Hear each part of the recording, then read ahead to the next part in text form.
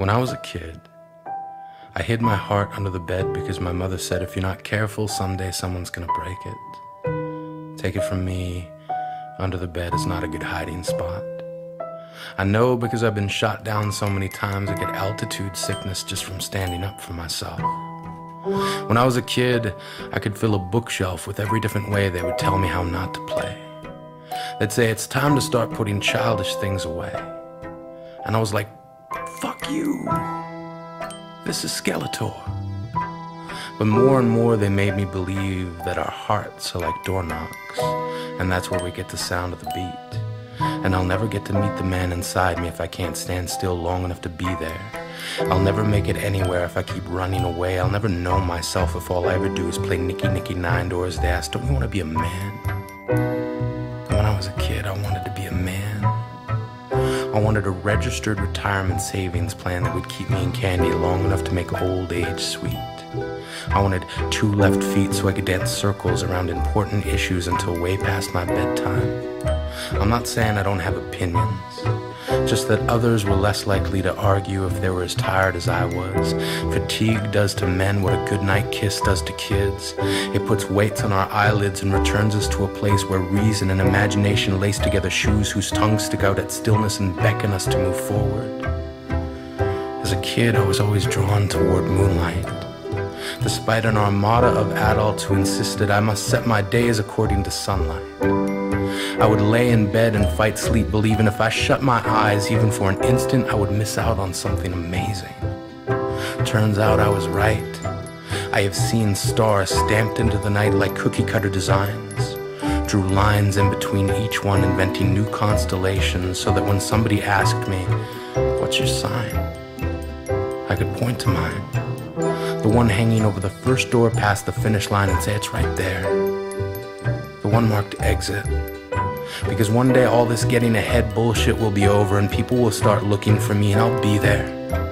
I'll wear my best flashing red and you will stand winner circle thoroughbred. I will unthread the screws that will put you throughout this life, then smile and say, you made it. When I was a kid, I traded in homework assignments for friendship, then gave each friend a late slip for never showing up on time, and in most cases, not at all.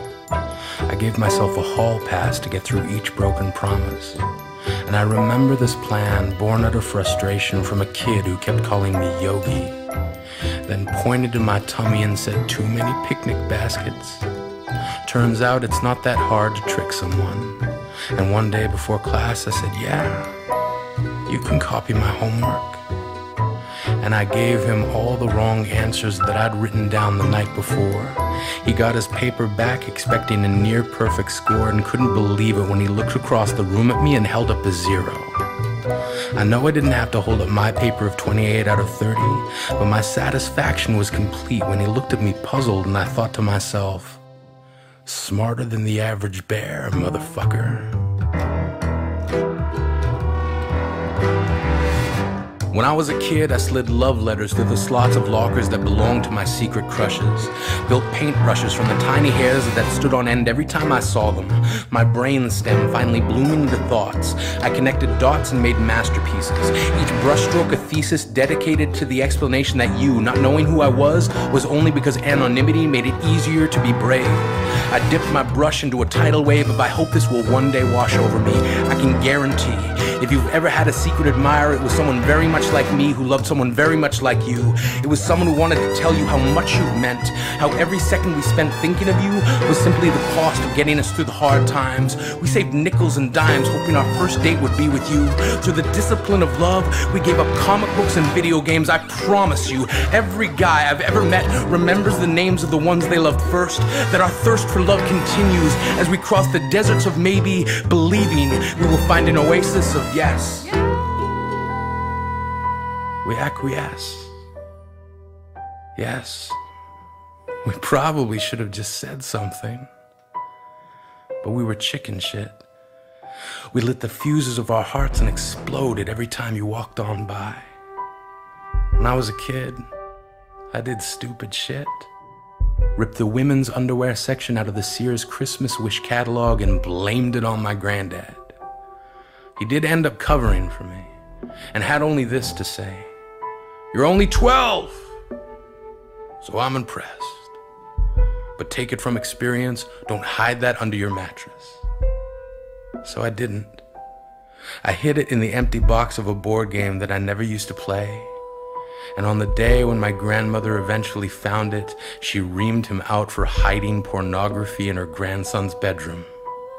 The impending doom of the truth set upon me like a dying sun, sending its last ray of light over the horizon and aimed directly at me. He didn't say a word. Incurred the full wrath and laughed with me later, saying, "It's like your heart. It doesn't matter where you hide it. Lovers are like little kids lifting up a rock looking for an insect. They will find that shit."